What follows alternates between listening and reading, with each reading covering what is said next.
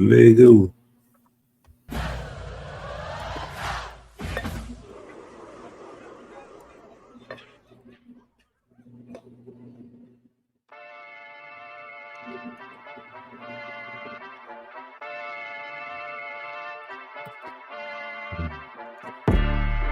We just stepped on their face with a hobnail boot and broke their nose. All the way to the end zone, and Georgia is going to conquer the Crimson Tide. Told him, how about them fucking dogs? That's what I told him.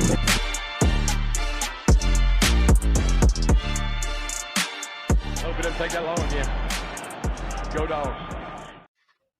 We're back. We're back from the cocktail party. We're back in the building.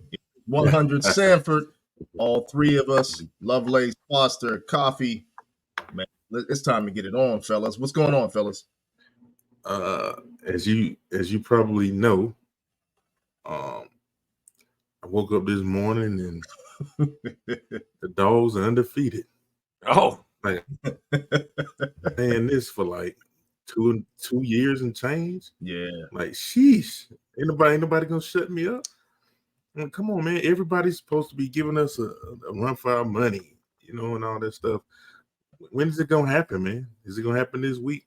We'll get into that, but into that. But we got a new face joining us. This is a young fella, decided to live on the wild side last week. You know what I mean? We had the legendary Fred Taylor, on our show, 100 Sanford, representing the Gators. And it happened to be one of this young guy's favorite running backs, if not the ever. Yeah. Ever. And he missed the show because he wanted to live on the wild side and eat 7-Eleven. What's up with that, Graham Coffee? Oh, you cut out a little bit, George. I don't think they heard you. 7-Eleven sushi. 7-Eleven sushi. Look, man. What's up? What's up with that? I'm down here in North Carolina, seeing my folks and stuff. And they live on the coast. And I thought I was safe, you know what I mean? Like, I thought all roads led to fresh sushi, and apparently they did not. So, found myself Thursday morning riding that porcelain train. So, now we're back here. But look, if the wasabi is kind of slushy, just punt it. That's my recommendation. Yeah, don't go down that path. Wasabi should not look like guacamole. Come on, bro. That's nasty. It should not. That's true. Those are words to live by right there. Yeah, man, you can't mess around with that. I mean, sushi's already a tough meal to kind of gauge sometimes. Sometimes they don't cook it as well. You know what I'm saying? Sometimes the fish isn't as fresh. Yeah, it smells a little something sometimes. When it comes to sushi, you need to spend top dollar. Yes, sir. Don't skimp on the sushi. It's not Mexican food. You can skip on other stuff. You can't skip on sushi. That could be life threatening. Yeah. You went to Taco Bell sushi. But man, it's good to see you guys, man. Before we get started, hey, we want everybody to subscribe. We want everybody to follow the show. Make sure you hit that subscribe button. Send it off to everybody you know. Also, head on over to IG, TikTok, and the X. Follow and repost, as we can only appreciate it. And last but not least, become a member of the Collaboration for the Nation, Dawgs Central. Hey, man, you get some of the best content you're ever going to find out there. Intel, news, shows, celebrities. We got it all over there, and we're having and doing big things. And this weekend, big thing going on. Our guy, Graham Coffee, our guy, George Foster, will be in attendance. I will not be there. I got a whole bunch of engagements this weekend. But Graham, tell the people what they can expect this weekend from Dawgs Central and 100 Sanford. Yeah, so the Foundry downtown Athens and Home Field Apparel are having an event on Friday. Home Field will be doing a pop-up shop from 5 to 10. And if you have a UGA student ID or any student ID, actually, you can come and get 50% off on some nice new threads. But from 7 to 8, we'll be doing a live panel. George and myself will be on there.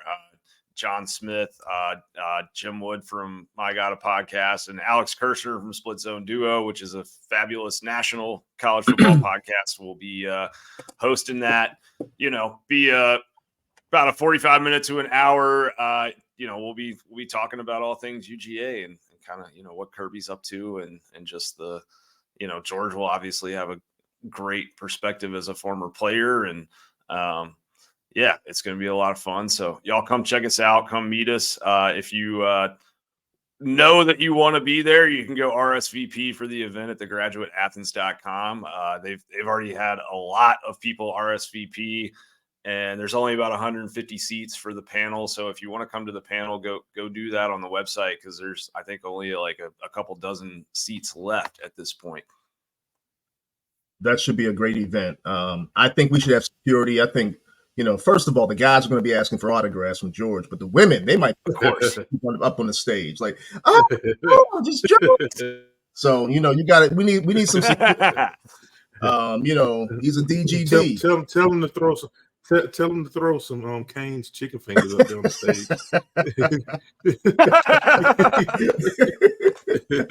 It'd be awesome. Yeah, man. Just make sure you don't throw no sushi up there. That's all we're gonna say. Don't bring no sushi. We gotta keep our boys safe while they're down there. Sushi does not travel well. So, fellas, man, let's get right into it, man. It's came back from the cocktail party. What were your thoughts? Georgia, Florida. We saw what we wanted to see, in my opinion. Graham, you weren't on the show last week. Me and George talked about it. We wanted to see domination. We wanted to see those guys in the trenches do what they did. Heck, I think we were dang near spot on with the predictions, George. I think we both were like right around 40-17, 40-20, something like that. But what are your thoughts coming out of that game? I think they I was off, watching. I was couldn't get a good signal where I was on my phone. But from what I could see, man, our boy Carson Beck was dealing. Like he's playing good ball. He's getting national recognition now. I saw one of our former guests, Jordan Reed, highlighted him on Twitter, earlier today. Added him to the watch list of QBs for this year. Not saying that he has to leave. He could pull a Stetson. You know what I mean? But he's getting some attention, and rightfully so, because look at the numbers. Like it's kind of feels like now how when Stetson got rolling, and you're like, okay, it's real. It's like, is it real? Then he has another good game, and it's like, okay, oh, this guy's a for real college national championship contending QB. You know what I mean? And then when you have someone with the measurables like Beck, you start talking NFL immediately, as opposed to Stetson had to really, really play himself into an NFL prospect. With his performance in games. Carson Beck is taking off now, and our boy Dejon. Hey, he is what he is. I've liked him since he stepped on campus. He's slithery. He makes the best of every opportunity since he got to Athens. Like whether it's 2 carries 2-3 years ago, or getting the bulk of the load now. He makes the best of those carries, and he played well. Carson played well. Defense played well. Those guys, Tyke and Bullard and Kamari Lassiter's out there. Like it's coming together, and I feel like I felt like this would be the case all season long. Like it's just a gradual progression. That staff is putting together a team and efforts that will be sustainable and I guess elevate as the season goes on. What are your thoughts, Graham? Yeah, for sure. I thought with Carson, like early in the year, He was poised. He's always made good decisions. He did never has put the ball in danger. But, in the South Carolina game, like you could see, hey, first SEC start, first kind of like prime time sort of game.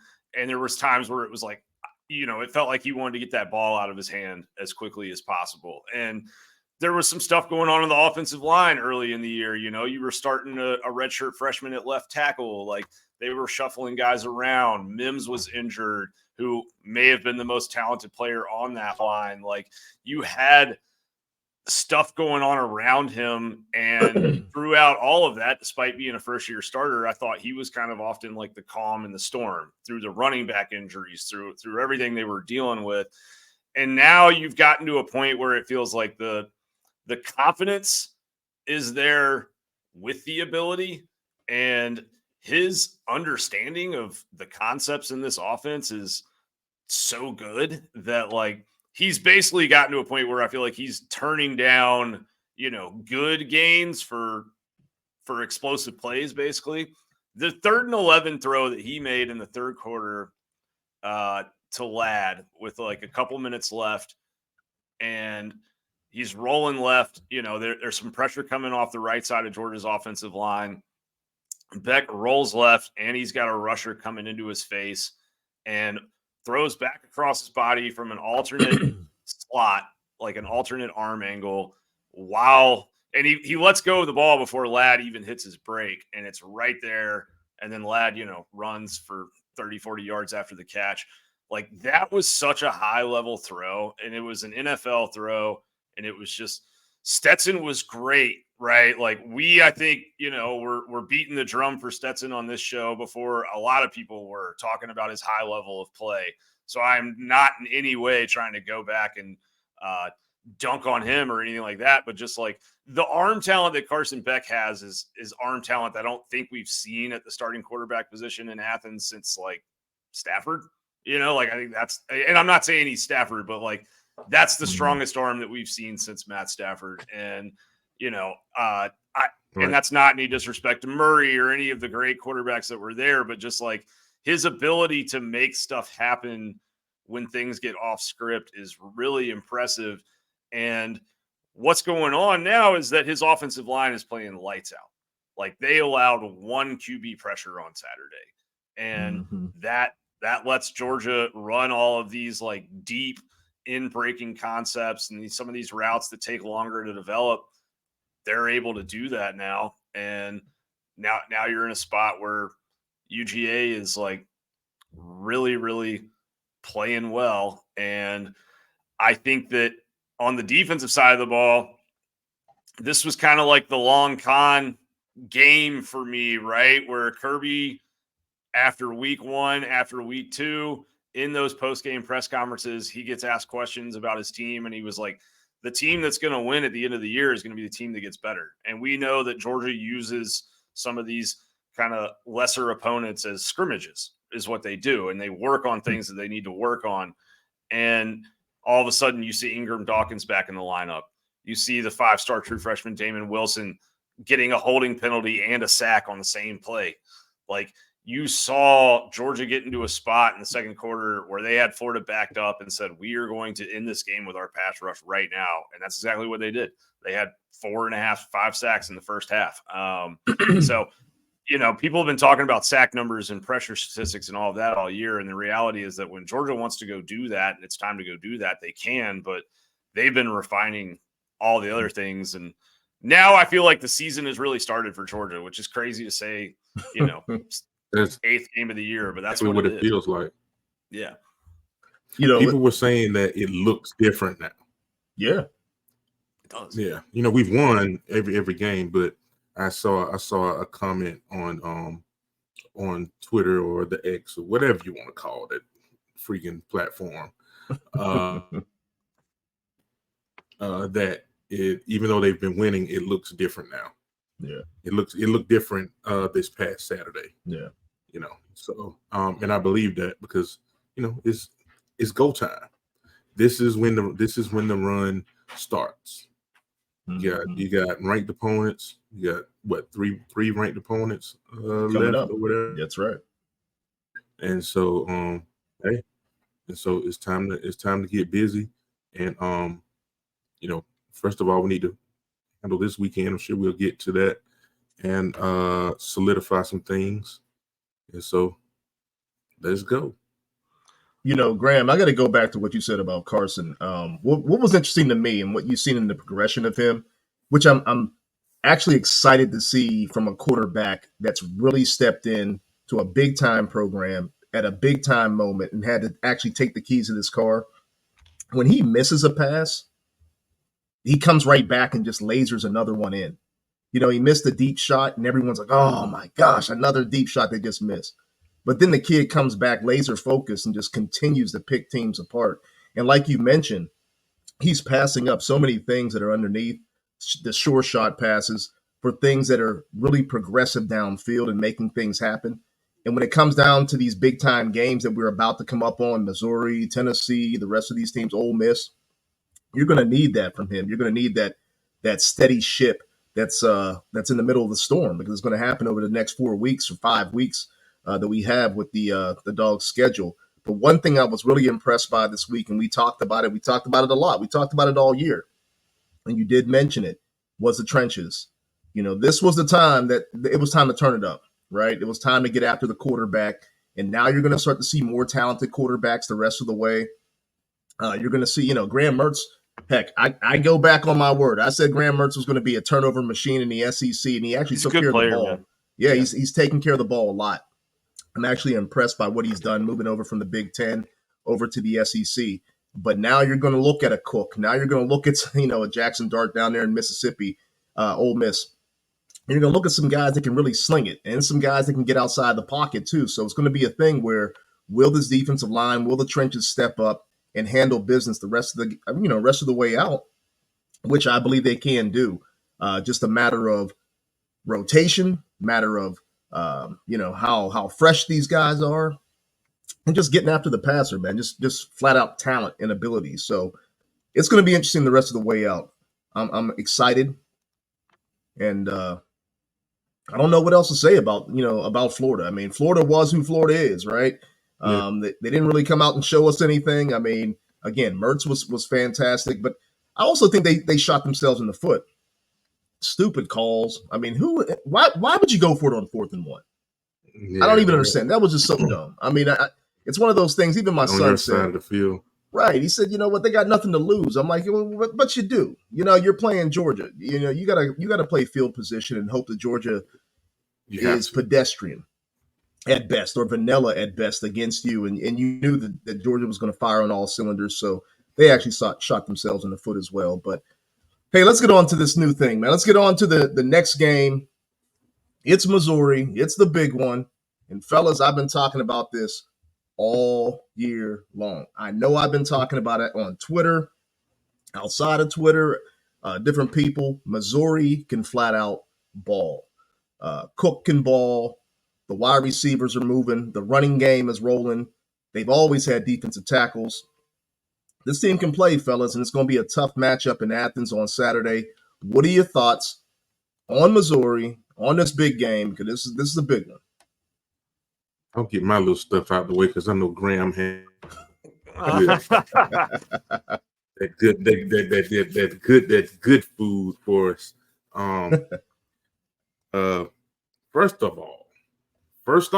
First things first, I will say this. Beyond anything else, beyond records and all that,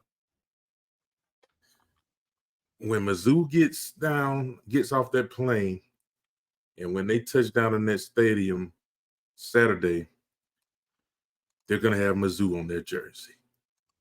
And True. It's Mizzou. Yeah, they gave us a fight last year, but they lost. They've lost the majority of them to us. So they're still Mizzou. We're still the big dogs.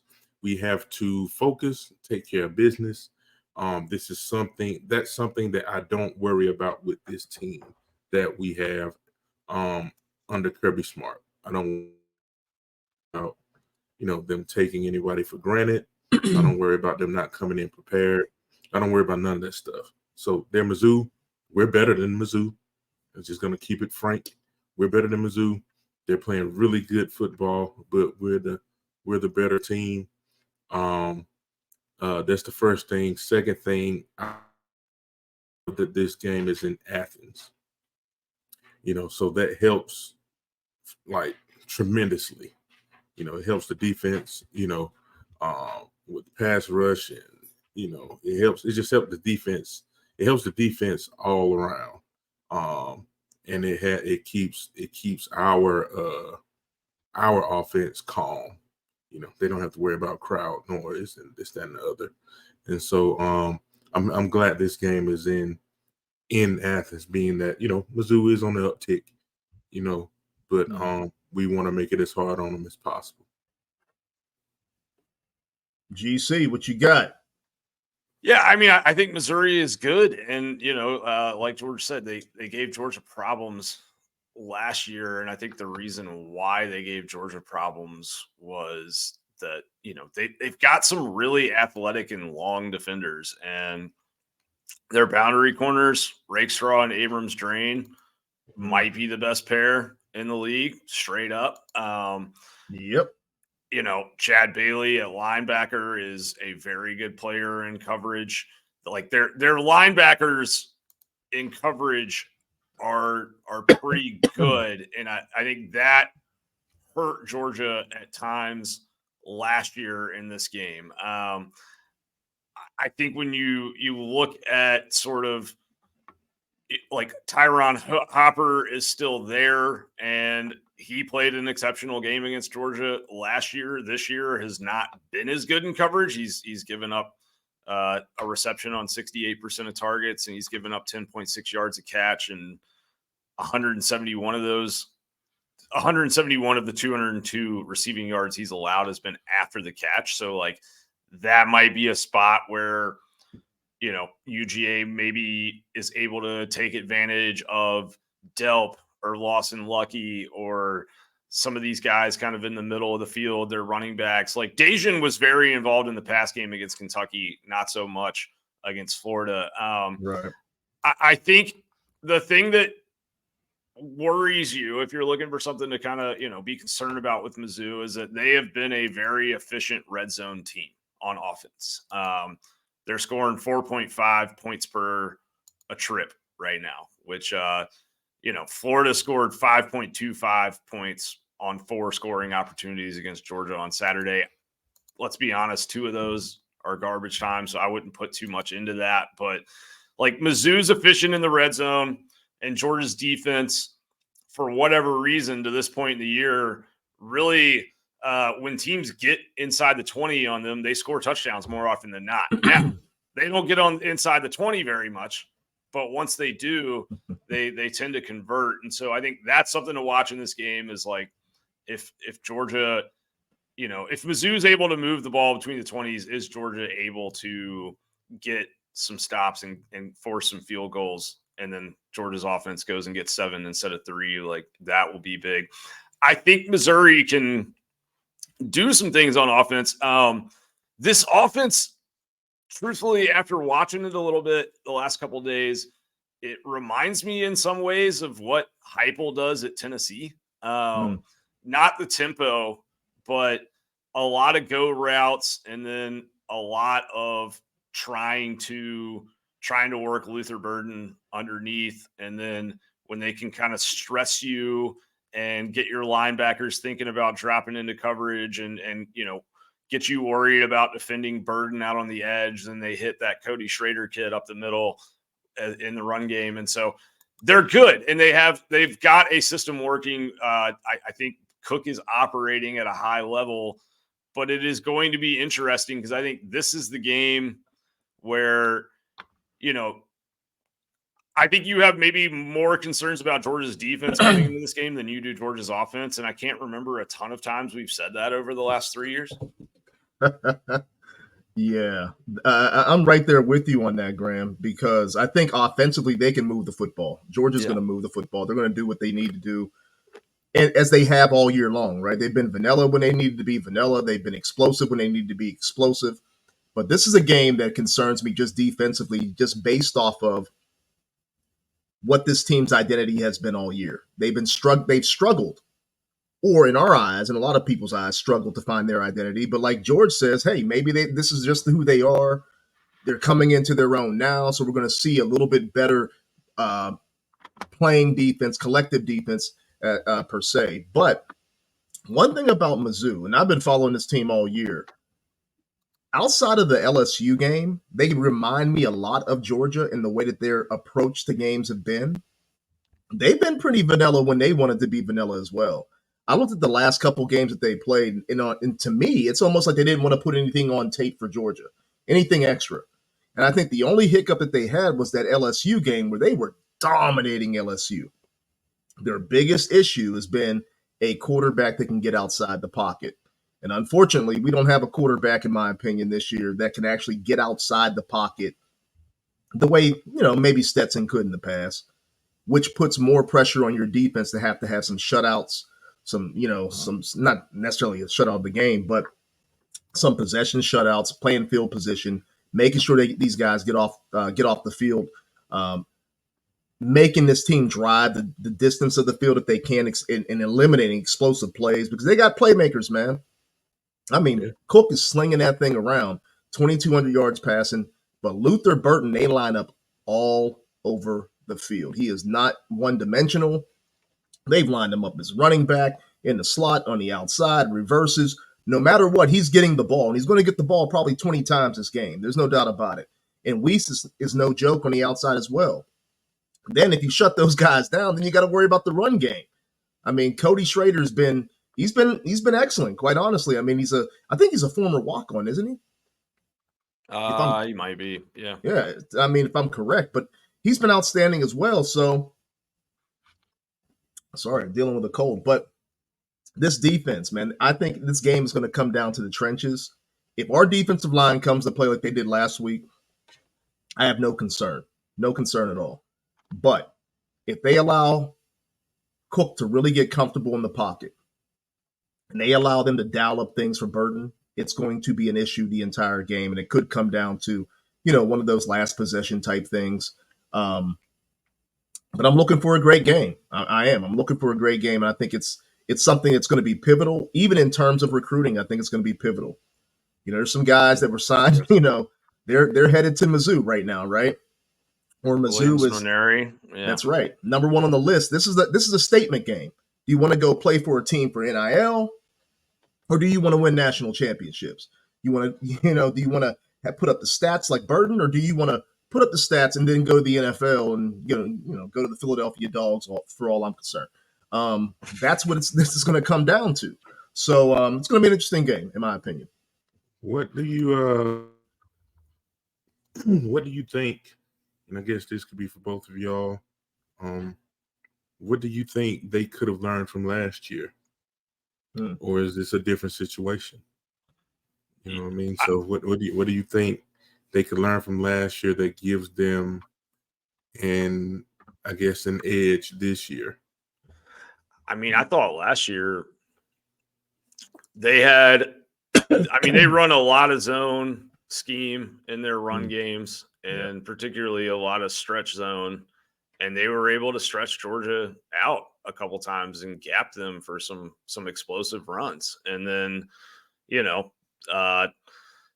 there was a couple throws that they just kind of, Cook gets pressured, rolls out, a corner bites up when he shouldn't, and they get behind Georgia a little bit. Like, if you look at last year's game, Georgia very much dominated on 90% of downs on defense, but all of Mizzou's explosive plays led 2 points.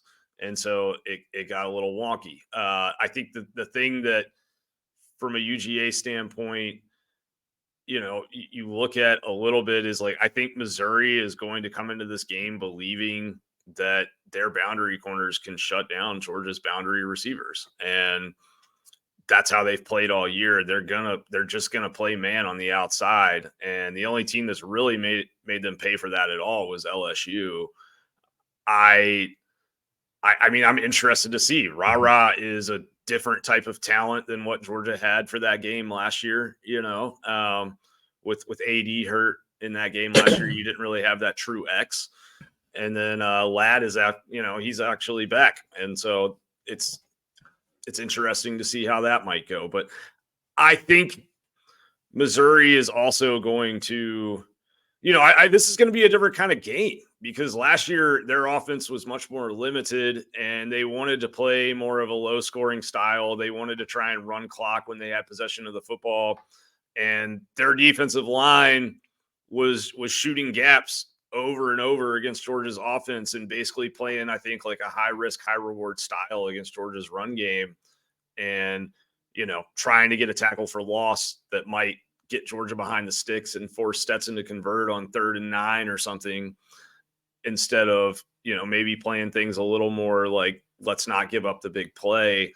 Georgia waited a long time to go in the gap scheme in that game last year, and it kind of cost them. And then in the late third and fourth quarter, they went gap, and Kenny McIntosh started running all over those dudes. And that was kind of the football game. And so, I'm curious to see, does Georgia play more gap earlier in the game if Mizzou is going to come out and try and kind of shoot Georgia, or is Missouri going to have a different style on the defensive line? I don't think Mizzou's defensive line this year is as good as the one they had last year. It's not. Yeah, but I think that they're on the other side of the ball. Their quarterback is playing at a much higher level, and the skill positions are operating at a much higher level as well. Yeah, I think it's kind of hard to gauge just simply because they feel more comfortable on the offensive side of the ball than they did last year. I mean, Luther Burton was just getting into himself last year. Cook was, under center, and he's getting a hang of the offense. Now he's got full control of the offense. Then you bring in Weiss, that adds another element to this offense. And the running game is really consistent. So when it comes down to it, I think last year, similar to what Graham said, they really wanted to grind this thing out with Georgia. They wanted to force Georgia into a situation where it's going to be power football. This year, they trust their offense enough to go out there and score points, right? They trust their offense to move the football against anybody they play against, and they have done so, and they continue to do so. Their biggest issue with LSU, when I kind of go back to it, yeah, they had difficulty on the outsides with their receivers, but the reason why is because Jalen Daniels played lights out. I mean, he was even hurt. I mean, he left the game twice and came back and was like, he was ripping off 15, 25, 30-yard runs and keeping that team. 47 yards rushing. Yeah, he was keeping that team in the game. Otherwise, Mizzou wins that game running away. I mean, it's not even close. I mean, they were blowing them out in the first half, and then all of a sudden LSU came back, and I watched the entire game while I was driving back from Pittsburgh. But offensively, I think they're just so comfortable. And I think they come into this game. What do they have to lose? That's the other thing. They win this game. Yeah, they're in the driver's seat for the SEC East, right? If they win, I mean, if they lose, they shot their load against the top team in the country. But they still showed that we were able to battle against the team, and we're willing to battle against this team. And not only that, it helps them and propels them in the future for recruiting and things like that. So I think they're going to give us everything that they got. And I think it's really going to come down to the coaching. It's going to come down to adjustments. Who's going to make the better adjustments? Last year, Georgia did as Kirby usually does anyway. But I'm excited to see, okay, what is Georgia's game plan going to be for this game? When you have an offense that can move the football like this, and a defense with big, rangy defenders on that side of the ball, what is going to be the game plan? I was excited last week. Immediately, they went straight to Delp to start the game. Right? They said, you know what, we want Brock Bowers here, but at the same time, we still got Dawgs that can move the football, and they went straight to Delp. So it's going to be interesting to see what this team does to start this game off in Athens. Yeah, I mean, I think coming off a bye week, Drinkwitz is an offensive-minded coach. He was the OC at Appalachian State for a long time, or he was the head coach and OC there. He was the OC at NC State with some good offenses. Like, he is gonna have a double pass or a reverse pass, or like there will be some trickery, I think, in this game, and Georgia's got to be disciplined, like, and play assignment sound football like they did on that 4th and inches call that Florida had on Saturday.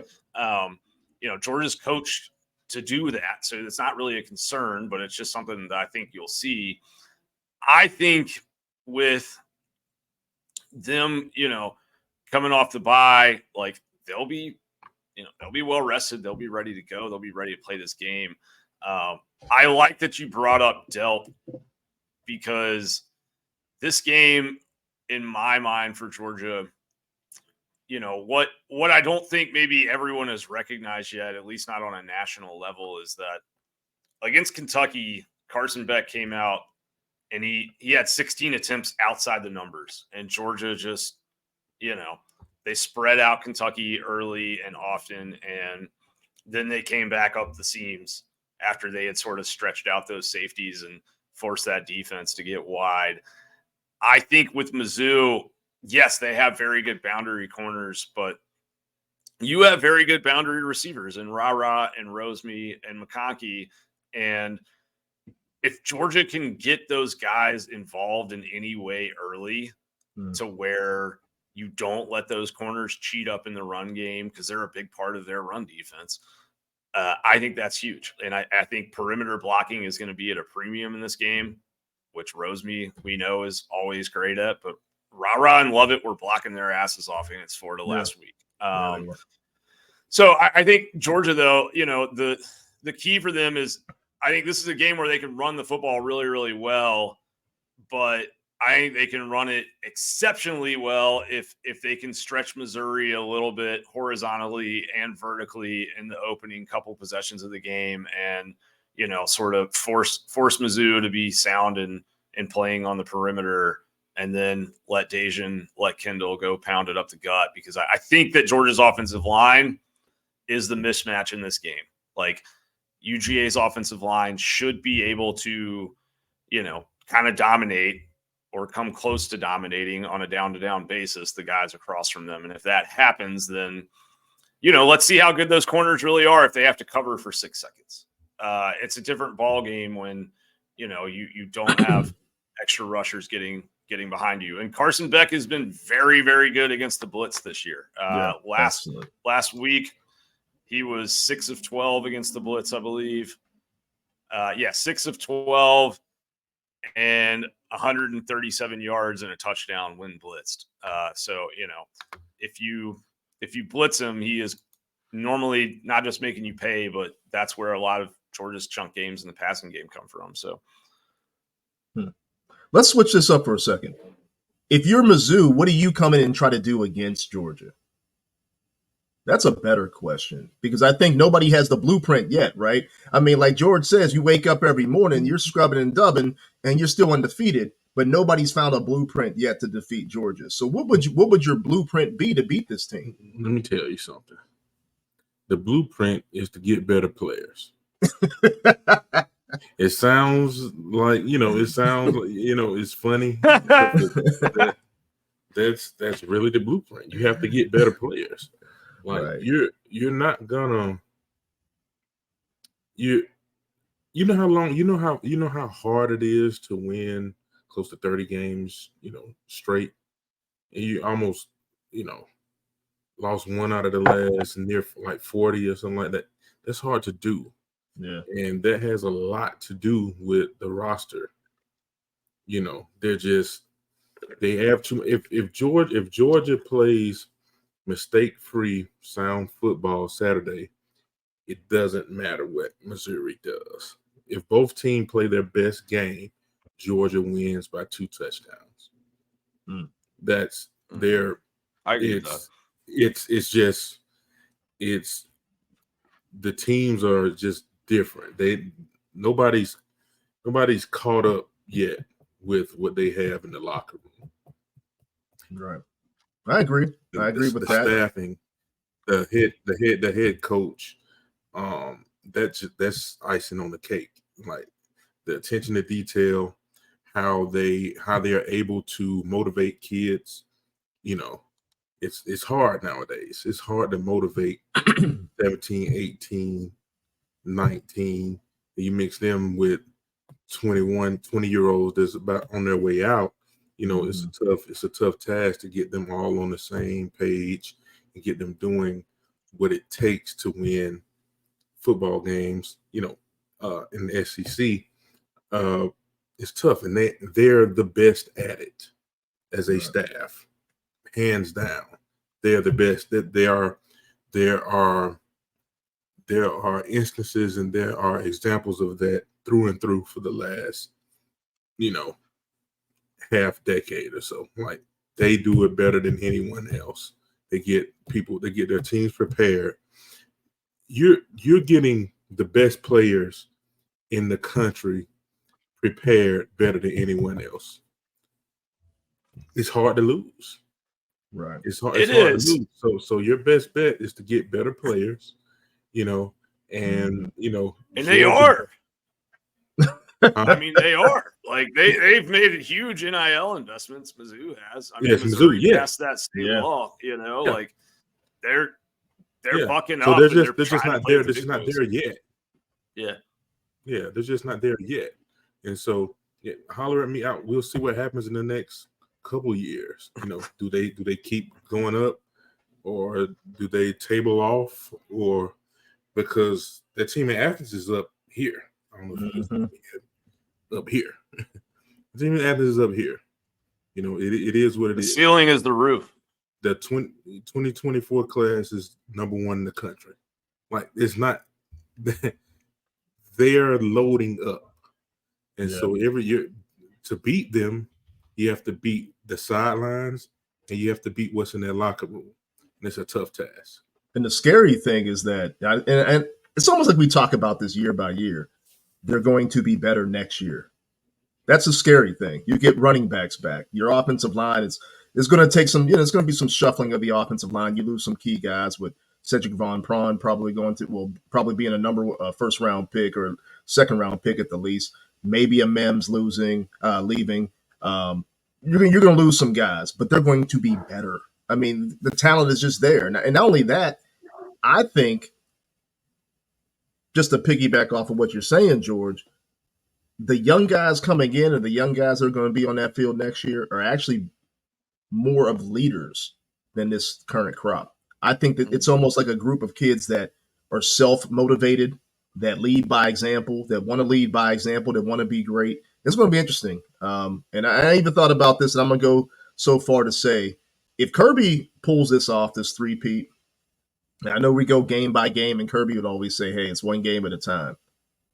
He's the greatest coach of all time. I don't care how many national championships. And he's got to be. It's hard to do, man. Like, if I was Kirby and I won 3 straight, I might take it to the lake house, dude. Like, for real. Like what else? Go out on top like Elway, dog. I don't know, man, because he did do this, Graham. Not 1, not 2, not 3. Then he put that 4th finger up. So, I'm just saying. I think he would probably go until the wheels came off that thing. You have to. I mean, the competitive nature in you has to keep coming and trying to defend it until you don't. But look, man. Hold on one second. And the reason why I say the greatest of all time, it's not just the win streak. It's not the national titles. It's everything that comes along with it. Like George said, you can, everybody else is getting off that bus with the name on their jersey, wanting to beat you, wanting to defeat you. But it takes a collective unit, and it takes a team that's led by a coach that builds a culture where it says, okay, look, everybody's got to be on point, from the staff to the players to the cooks, the chefs. Everybody's got to be on point for us to be on point. And not only that, making the adjustments on the fly year by year, because let's not forget, when we started this bad boy, NIL wasn't part of the process. That's what I was about to say. Now you got NIL involved, and kids are getting poached. Kids that normally wouldn't go to a Mizzou are going to a Mizzou. A kid that would not normally leave your program or is now leaving your program and transferring in the portal because another team's recruiting them right after the game to say, hey, you know what? Come on and play for me. Big fella, I got $500K waiting for you. I mean, that's not more than that, brother. More than that. Yeah, I'm just saying. But the other teams that have gone back to back, like, I want to know what their turnover was with their roster.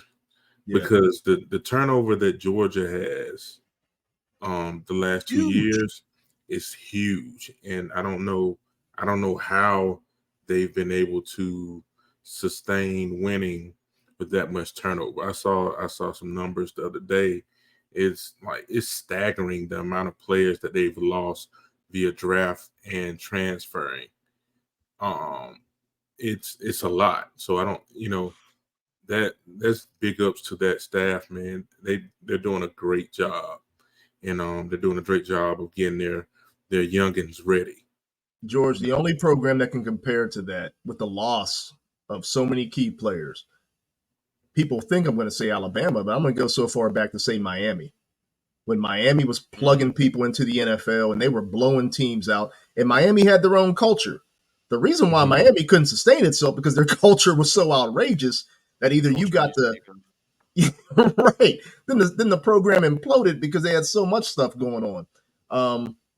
That to be able to replenish and continue to win and continue to do so at the level that Georgia's doing in the toughest conference in all of football, is a whole nother issue for me. So, Graham, you got any more on this? Well, yeah, I mean, if Georgia, I think in recruiting right now is very much, like they're surviving and thriving. I mean, they got the number one class, not surviving, but they are thriving off of what Kirby has built, the record of development, the guys, the Philadelphia Bulldogs, all that kind of stuff that's going on. But a lot of their competition is playing the NIL game in a much more dramatic way than I would say Georgia is at this moment. And I think that is like another level of credit to what Kirby has built and is continuing to build, is that we're a couple years in now on the NIL and we're not seeing, huge roster drop-offs in any way. And Georgia continues to recruit at a very high level. And I mean, I think that they're still signing number one classes, but if this was all happening, if what Kirby had done over the last few years was happening in a pre-NIL era, I think I kid you not, just because I cover recruiting on a daily basis for Dawgs Central.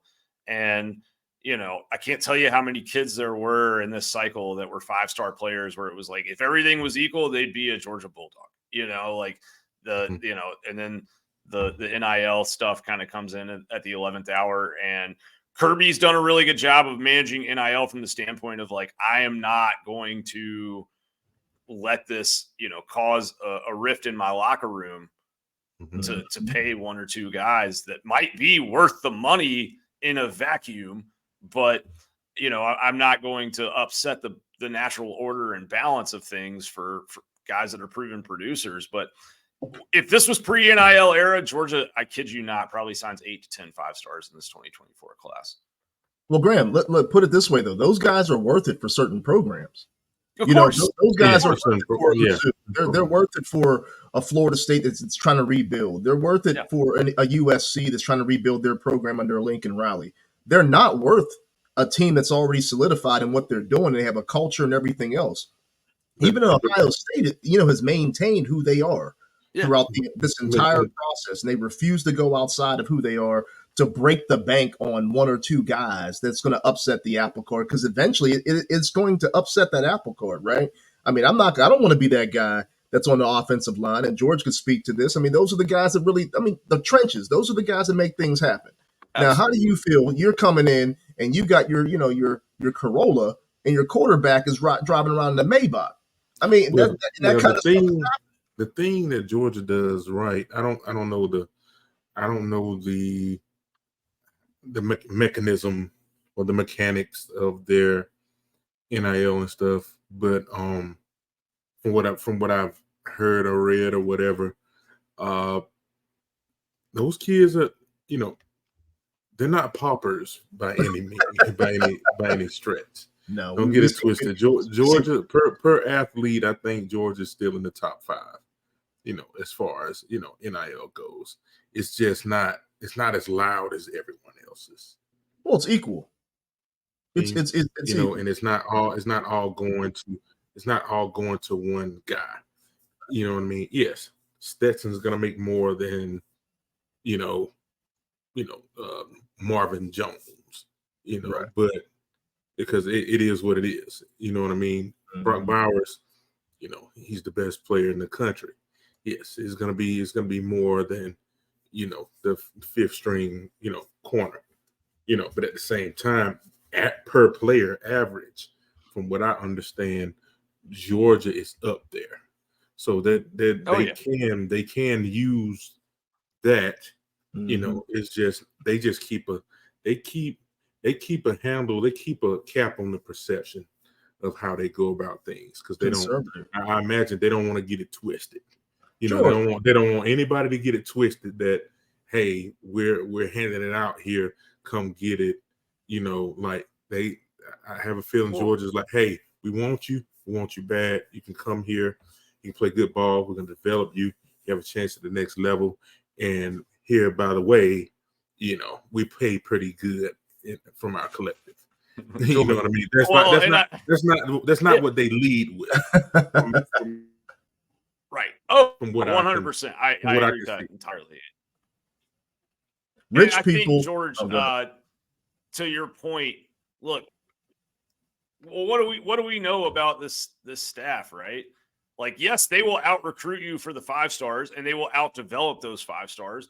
We also know that they get like a quarter of the 3 stars that they sign drafted. So they're going to out evaluate you as well. They're going to go find a Javon Bullard, who is the 679th player in his recruiting class, and they are going to turn him into the MVP of, the SEC championship in 2 CFP games. They are going to find a Ladd McConkey, who no P5 school offered a scholarship to, and they are going to, do what they've done with Ladd, like Jordan Davis, Tay Crowder. There's examples over and over of these 2- and 3-star kids. So for Georgia, if I'm going to out evaluate my competition and then I'm going to out develop them, and you have a pot of NIL money, then you sure as hell don't want to, do the eval job, do the development job, and then see that kid walk because some school came through a back channel, like a former coach or something, and offered him 1.2 mil to come to their school for a 1-year rental. And I think like that is why the balance in that locker room is so important to Kirby, because the guys that have achieved and that have bled and sweat and shown that they're program guys and that they're going to show up every day the same way, and that they're going to be physical and do what they're asked and have a team first mentality. Those are the guys you want your NIL going to, So I think that, there's a more of a backloaded structure, so to speak, with how Georgia is handling NIL. I did want to answer one thing though about Lamar. You asked, like if you were Mizzou, how would you go at Georgia? Yeah. I mean, I think that like if you're looking at matchups in this game, that you want to possibly try to test, like I line Burton up at the Z and test him against Everett and Humphrey, the younger corners, because we know Kamari Lassiter is a dog. And then I would try to, Georgia's edge setting has been better in the run game the last couple of weeks, but like Florida was able to kick Georgia's ends and edges out of the play, particularly off the right side of the UF offensive line on multiple occasions, and get Georgia fit up. And like, I think Florida's interior linemen did a good job of getting to the second level and getting hands on Dumas Johnson and those linebackers. And so I am going to test the outside run game. I am going to test Luther Burden against the younger corners. And, I think Georgia will be ready for that, and that they'll be very motivated and that they're going to play fast and downhill. But if there was spots to be concerned about or to really watch as potential like hinge points in this game, those would be the 2 for me on the defense. Gotcha. So let's give some predictions, fellas, before we get one last topic in. What's your prediction on this game, Georgia, Missouri, Saturday in Athens? What's your thoughts?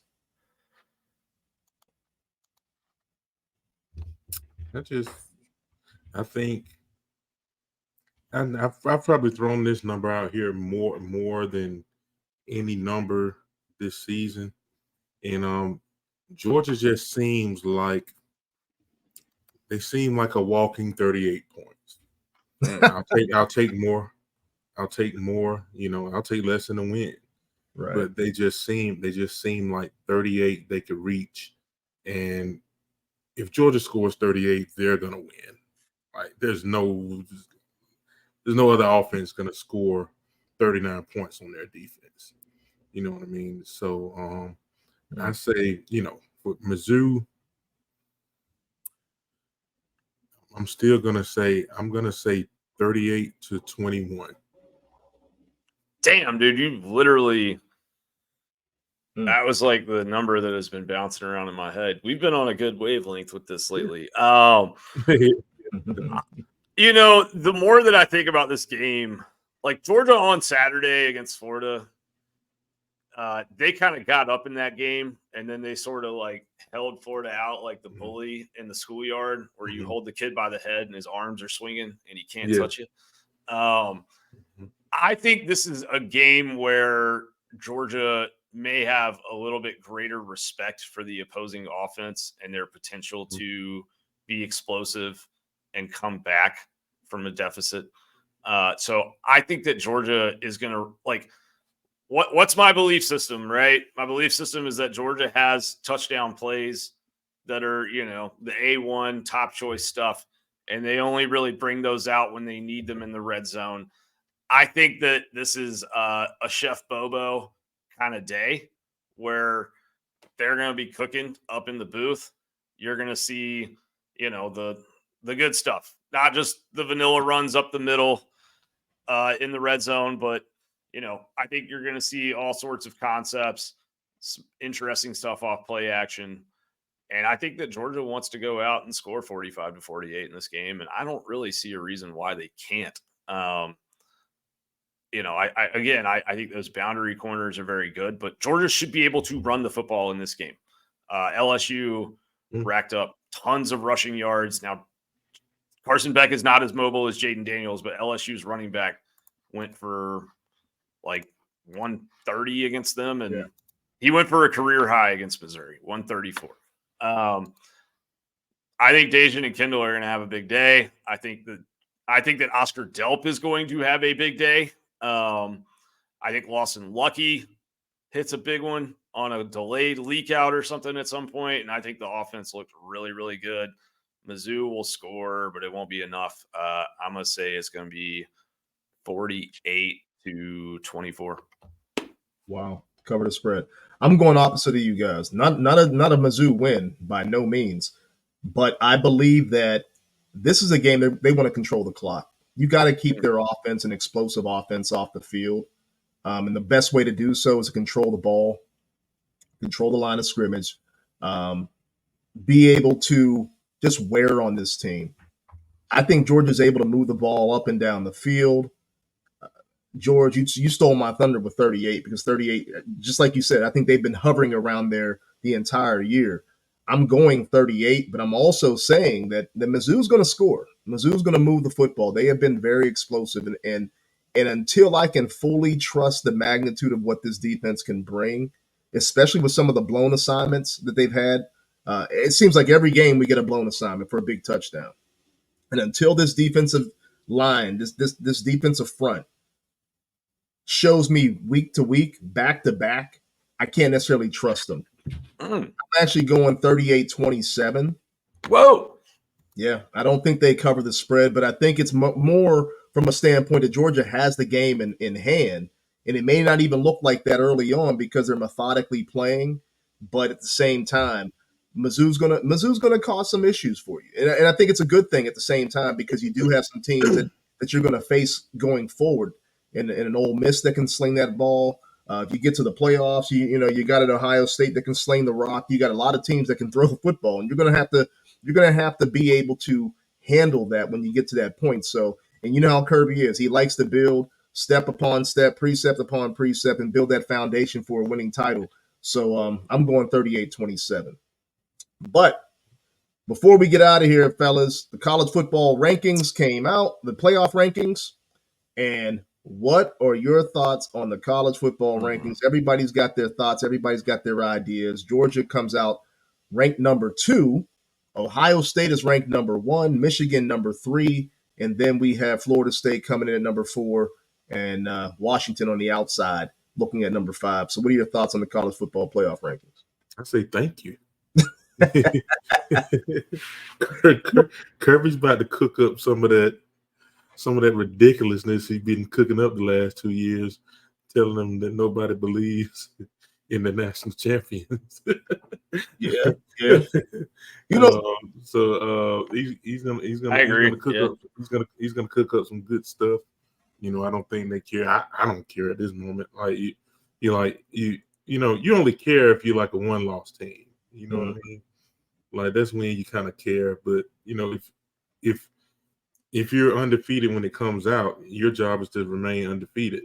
So, you know what I mean? That's how it is. I do believe that those with voting power, I don't think they fully believe in Georgia yet.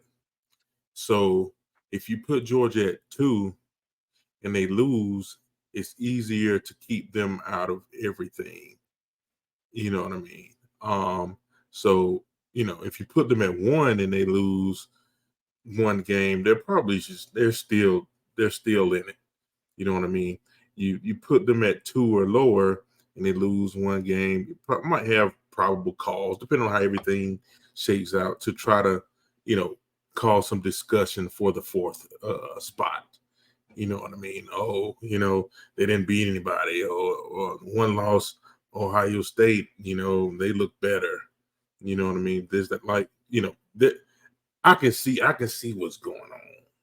Well, George, I'm going to go opposite of you. I'm going to say that the committee actually gave Georgia a lot of respect. I was listening to Paul Feinbaum. He was even saying the same thing. I think that Georgia coming in at number 2, having quote unquote, I mean, this is a national thing, right? This is what everybody's saying. They haven't played anybody. They haven't played any ranked teams. Well, it's not our fault that everybody keeps losing.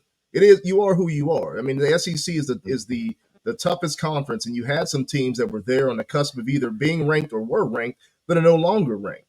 And I think that what they're looking at is they're saying, okay, Georgia, we're not going to give you number 1 just simply because you are the back-to-back champions, but we do see who you are. We see how Kirby does play things. We do see that this team has the potential to be number 1 by a long shot, even given having playing better teams, because we know that Georgia turns it up. So they gave him that respect of number 2, but didn't want to go so far to say number 1 to cause a national uproar.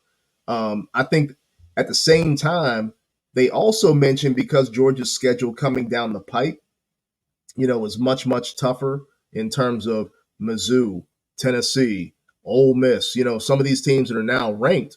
And this will show a lot, and obviously they'll vault to number 1 and whatever, it's going to play out from there.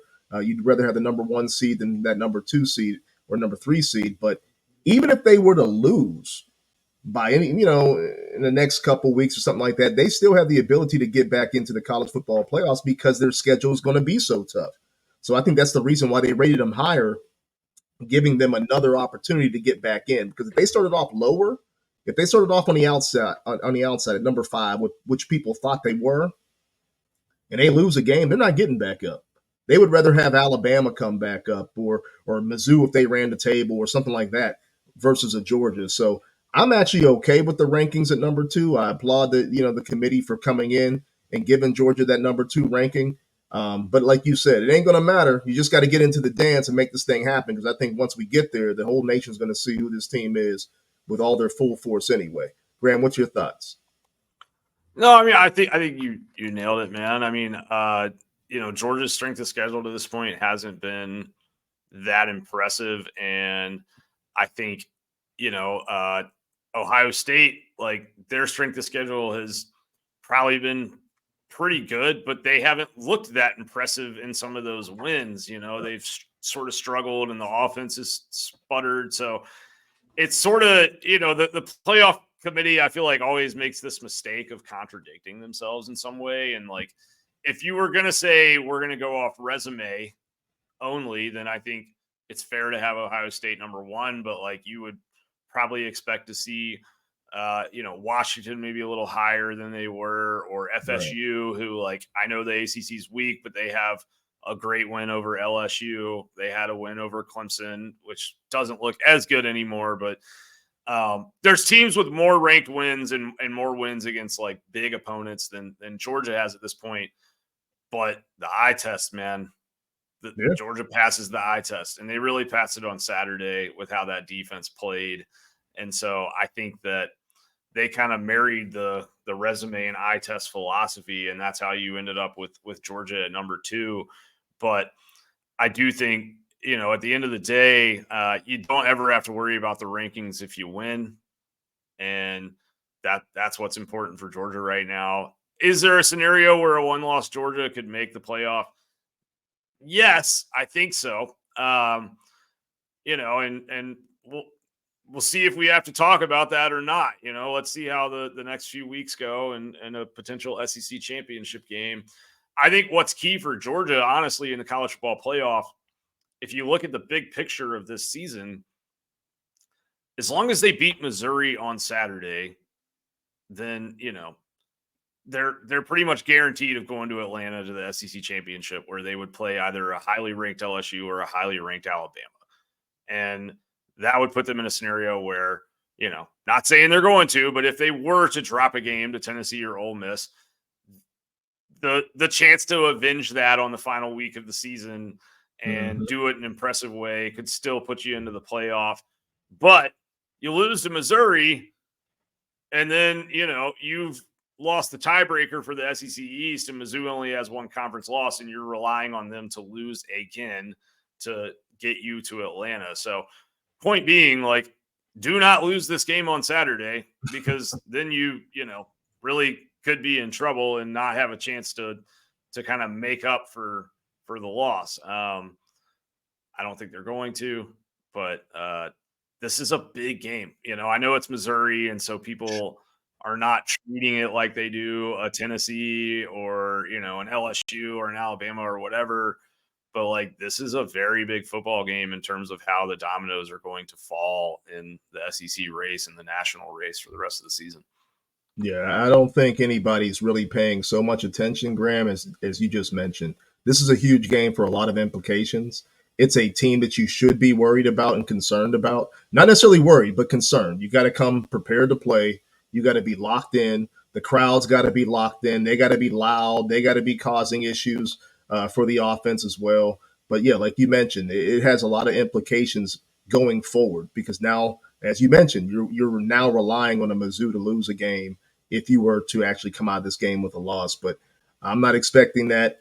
We gave our predictions. George, any thoughts as we close out of here today? I don't have any thoughts except that we're going to whoop Mizzou and keep this train rolling. You dig? You dig? Can you dig it? Yes, sir. Can you dig it? All right, fellas. Well, as usual, we're going to see y'all at 100 Sanford. Go Dogs. Go Dogs.